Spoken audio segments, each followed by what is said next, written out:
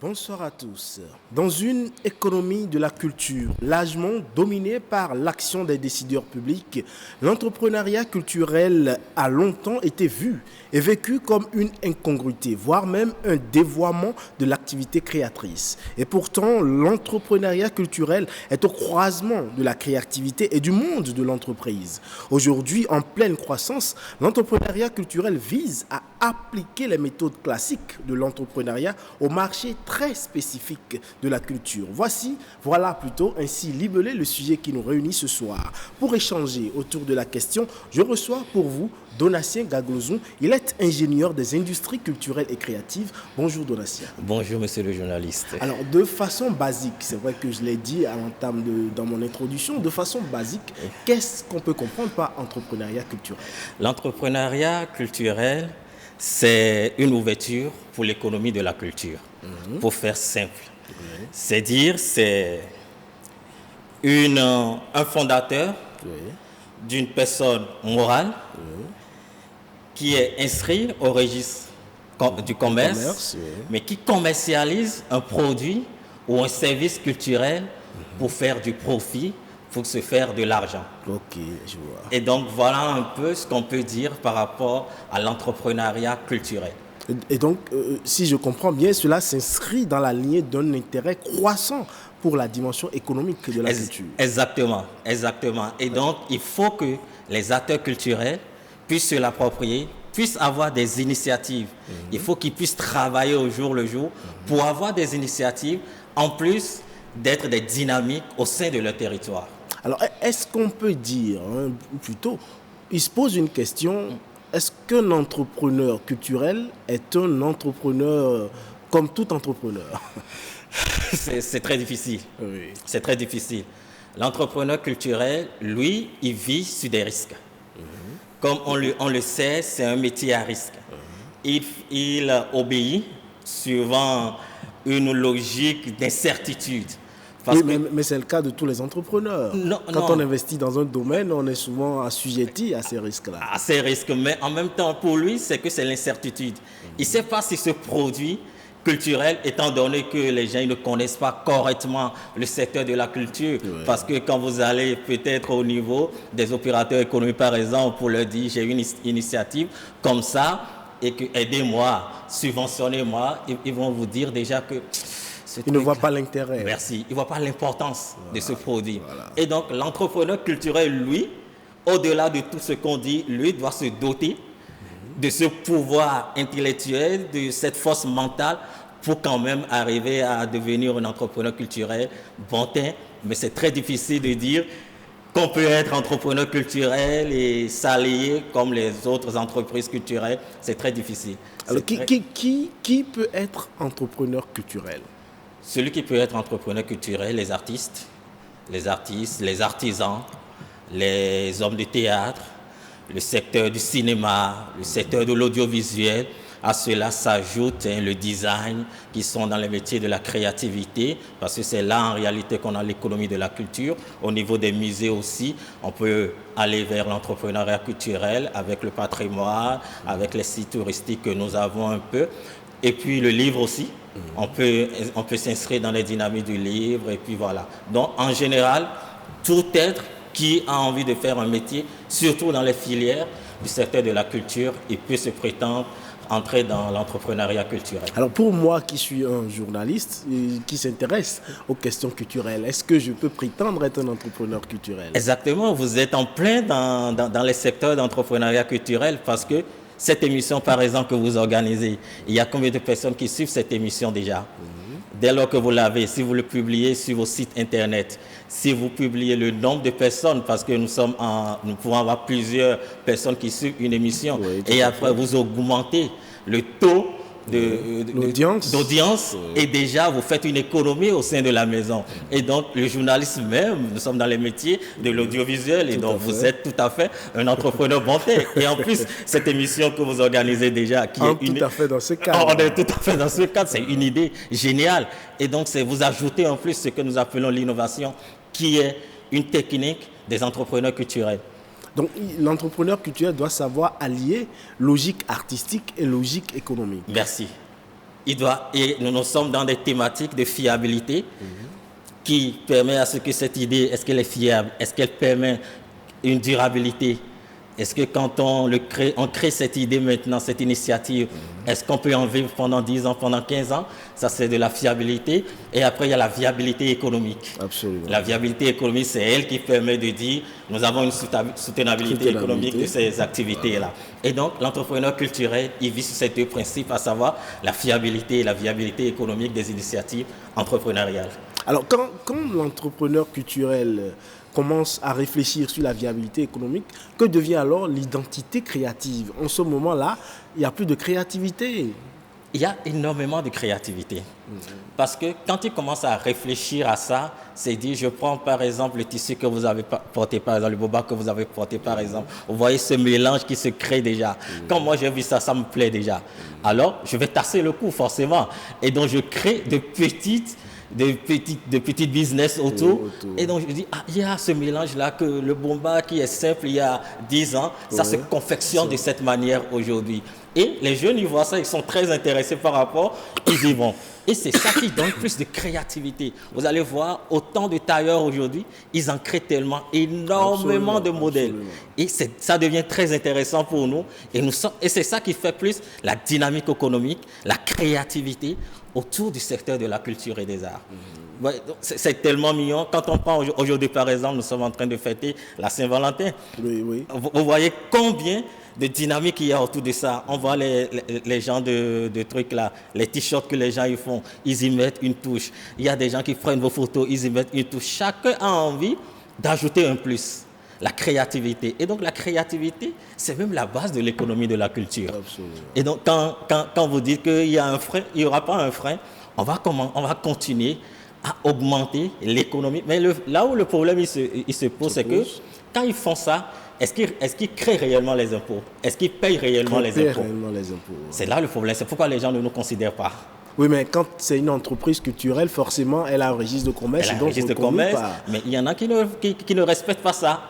Et donc, c'est ça qui fait qu'on dit, bon, vous, dans le secteur de la culture, ça, non, on ne vous reconnaît pas. Ça ne rapporte rien à l'État. Merci.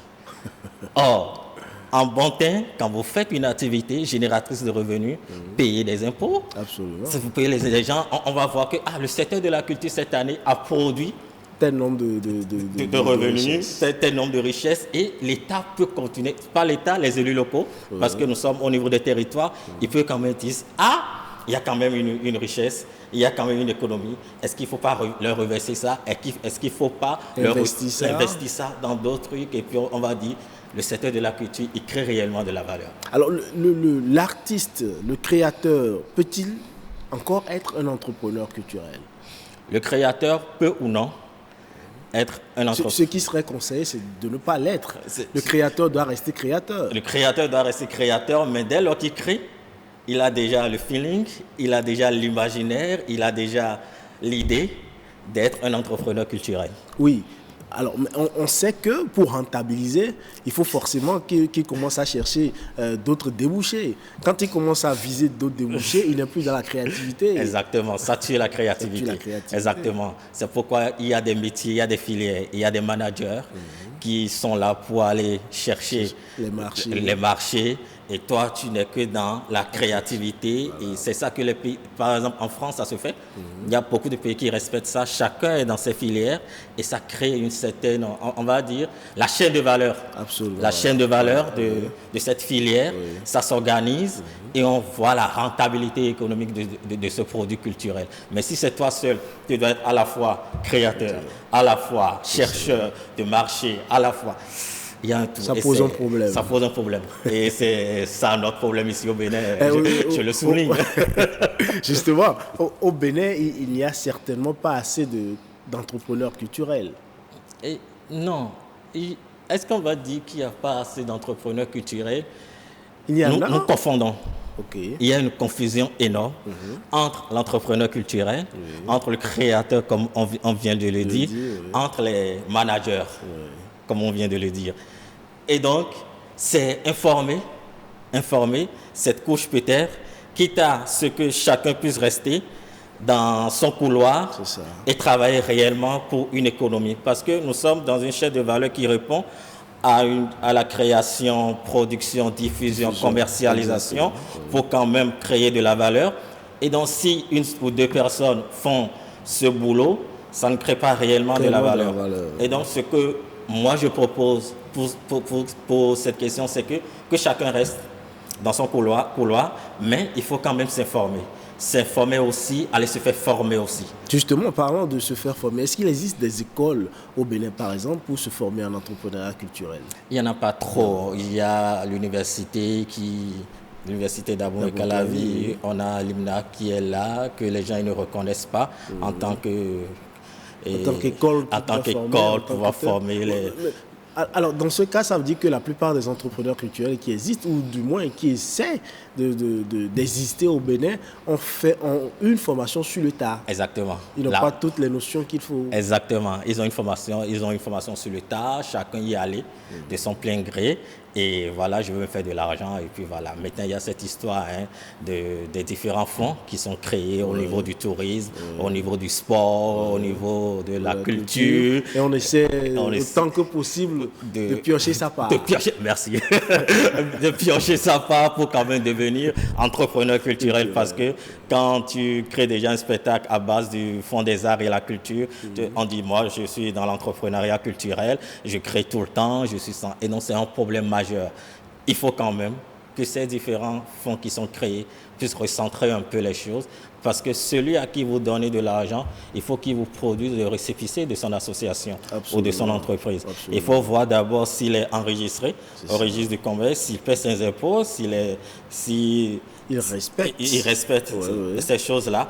Et au deuxième niveau, vous lui accordez le financement, mais chaque personne qu'il engage dans son projet, il faut qu'il déclare ces personnes au niveau de la Caisse nationale d'épargne, parce que c'est quand même là qu'on saura après ça a généré des revenus ou non. Et donc, il y a toutes ces choses-là qu'il faut faire. C'est pourquoi tout à l'heure, quand on était en train de dire, est-ce que l'entrepreneur culturel, il peut faire comme les entrepreneurs, eux, ils ne respectent pas ça. Or, les autres entrepreneurs, ils respectent ça.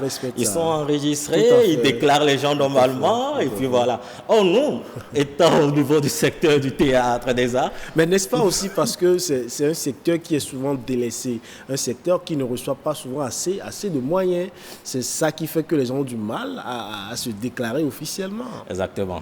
Le secteur ne reçoit pas assez de moyens, mais il faut noter qu'il y a des efforts qui se font au niveau du gouvernement. Il y a plein d'efforts qui se font, mais il faut que les artistes aussi, les acteurs aussi puissent avoir la conscience de dire ce que nous faisons, c'est pas bien. Il faut quand même se mettre au pas. Il faut se mettre au pas. Alors, allons à présent dans les collectivités, les territoires qui sont censés être les tout premiers à recevoir les acteurs culturels, à ressentir l'impact de l'entrepreneuriat culturel, parce que c'est de là qu'il faut commencer à agir. Alors, parlons justement de ces territoires-là. Comment peut se traduire l'entrepreneuriat culturel dans les communes, dans les territoires? Dans les territoires. Il faudrait quand même que les acteurs culturels qu'il y a au sein de ces territoires puissent organiser des activités, se faire reconnaître au niveau des élus locaux, que ces élus locaux, dès qu'ils ont des activités, des séminaires, des rencontres, invitent ces acteurs culturels pour créer la complicité entre eux. Et après, nous avons ce truc-là que les gens n'utilisent pas forcément, les jumelages. Les jumelages entre les villes et les collectivités territoriales. C'est un couloir d'économie de la culture que même les professionnels de la culture n'utilisent pas. Parce que ce que nous disons, c'est que quand vous êtes en complicité avec votre mairie ou vos élus locaux et que vous créez des spectacles, vous pouvez aller jouer de l'autre côté, dans d'autres communes, en jumelage avec vous. Dès que vous finissez de jouer, par exemple, ce que vous récoltez comme financement, vous pouvez venir au pays, créer d'autres business avec, créer ou bien donner quelque chose en termes de participation à la commune. Et c'est là que la commune sait qu'elle fait quelque chose pour vous. Mais si vous ne faites pas ça, vous n'êtes pas dans les dynamiques économiques au sein de votre territoire. Et on ne vous reconnaît pas, vous faites les trucs, les choses, vous créez des activités comme ça. Et donc, il n'y a pas une certaine complicité entre vous et puis les gens de la mairie. Et il se pose un souci d'économie de la culture au sein des territoires. Et c'est pourquoi moi, je me permets de dire que les territoires doivent être les sources d'une économie locale durable. En quoi faisant? En quoi faisant, c'est dit il faut créer ce réseau entre les élus locaux, entre les mairies et les artistes. Alors, on sait qu'aujourd'hui, l'intercommunalité existe au Bénin. L'intercommunalité agit déjà au Bénin. Il y a des programmes de jumelage avec d'autres communes de l'extérieur. Oui, alors, est-ce à dire que les acteurs, ou plutôt les élus locaux, ne ressentent pas la nécessité d'impliquer les acteurs culturels dans ces jumelages-là? Exactement. Est-ce qu'ils ne ressentent pas? Non. C'est-à-dire que ce sont les artistes qui ne veulent pas aller vers eux. Les artistes ne vont pas, ils ne savent pas qu'il y a une mine d'or. C'est pourquoi il faut les informer. C'est pourquoi ce plateau qui est né, moi, ça me réjouit d'en parler, pour qu'on puisse désengorger un peu le Fonds des arts et la culture et que les gens puissent créer au sein de leur territoire et qu'ils puissent avoir de vraies dynamiques. Et que le fonds puisse venir en appui avec la complicité des élus locaux seulement. Pour quand même qu'on dise, ah, ces structures, on reconnaît ces activités au sein de ce territoire, ils font de bons boulots, ils font de bon travail, on pourrait quand même les accompagner. Mais si c'est des gens qui se lèvent et qui viennent s'allonger au niveau des fonds, des trucs comme ça, pour recevoir des miettes, et puis voilà, moi, c'est pas très... Ça ne rentre pas dans une logique. Le travail doit se faire à quel niveau? Au niveau des artistes aujourd'hui, au niveau des entrepreneurs culturels, au niveau des élus locaux. Voilà, au niveau des élus locaux et au niveau surtout des fondations. Les fondations aussi financent les arts et la culture. Mais parce que les artistes, ils ne savent pas produire et la richesse au fait. Parce que quand vous voulez créer une pièce de théâtre et que vous créez des pièces qui n'ont aucun lien avec le territoire, qui n'ont aucun lien avec les gens. Si vous venez leur parler tout le temps de Shakespeare, la population comprend le fond, il comprend le miracle, et que vous venez, vous mettez votre plateau pour faire Shakespeare, ils vont dormir. Ils vont rien comprendre. Ils vont rien comprendre. Or, nos créations artistiques ne rentrent pas dans cette... doivent répondre à la nécessité de la population. Alors, ce qu'on ne dit pas, ou plutôt ce qu'on n'a pas dit sur ce plateau, c'est que vous êtes également comédien. Exactement. Et avant d'être ingénieur, vous étiez sur plusieurs plateaux où vous avez fait des scènes. On vous a vu parcourir un peu l'Afrique dans un théâtre, je ne me rappelle plus exactement de quoi il s'agit. La tragédie du roi Christophe. Voilà, exactement. On vous a vu parcourir l'Afrique à cet effet. L'expérience là que vous avez vécue, comment l'avez-vous vécue? Je l'ai vécu très bien parce que il faut remercier le travail de ce metteur en scène qui fait un travail magnifique parce qu'il allie le classique et le moderne. Voilà. Pour quand même en faire quelque chose d'original. Et c'est ça la créativité. C'est dire, on a nos rythmes, on a notre culture, mais on se base du texte que Aimé Césaire a écrit. Voilà. Et donc, c'est cette originalité que lui écrit, c'est ça qui donne plus de vie. Et la population se retrouve dedans. Quand vous êtes en train de parler le français, qu'à un moment donné, vous mettez une chanson, par exemple, une chanson de cette culture, la population se dit, mais ton lié doit être dit. C'est ça. Les gens se retrouvent à travers ça. Et donc, moi, c'était une très belle expérience parce qu'il y avait ces chants-là, il y avait cette culture-là, une culture haïtienne, une culture béninoise qui s'entremêlent pour en faire une seule culture. On renoue un peu avec ses origines, voilà. ses racines et ses origines. Et donc, c'est ce à quoi devaient aller les créations artistiques. Il ne faut plus créer comme il y a 200 ans où on parle français jusqu'à la fin. La population... Les gens ne sont plus accros à ça. Non, du tout. Il faut aller au sein des territoires. Il y a un truc qui marche très bien aujourd'hui, ce sont les théâtres forums. Les théâtres forums. Expliquez-nous de quoi il s'agit. Le théâtre forum, par exemple, c'est une pièce de théâtre que les gens y créent. Ils créent à partir des histoires que les gens y vivent. Par exemple, ce sont les gens de la santé qui le font correctement aujourd'hui. Ils vous font des commandes, vous leur écrivez, vous leur faites des offres techniques et financières. Vous faites ça et après, vous tournez dans pas mal de départements. J'ai participé à ça la dernière fois et je dis ce théâtre, il est plus logique que le théâtre classique parce qu'il y a une économie du théâtre qui se crée. Alors, est-ce que et c'est ça qui a fait ouvert, par exemple, Le théâtre de Ouagadougou, par exemple, avec Prosper Compaoré, c'est des gens qui ont développé le théâtre et Forum. Ils ont construit beaucoup de théâtres après. Et Jean-Pierre Guingané, c'est des gens qui ont développé pas mal de théâtre. Et donc, pour créer, au niveau du théâtre, pour avoir une économie du théâtre, il faut aller vers le théâtre Forum. Il faut aller voir les populations. Mais est-ce que les populations s'intéressent aussi au spectacle qu'on vient leur offrir? Est-ce qu'ils sont naturellement, ils viennent de venir automatiquement, de sortir, même si c'est 100 francs, 200 francs pour venir assister? Ils ne feront pas ça. Parce que l'éducation artistique et culturelle a perdu son sens. Ouais. C'est une question d'éducation artistique et culturelle. Nous devons retourner à l'éducation artistique et culturelle. Dans nos établissements, ça se meurt.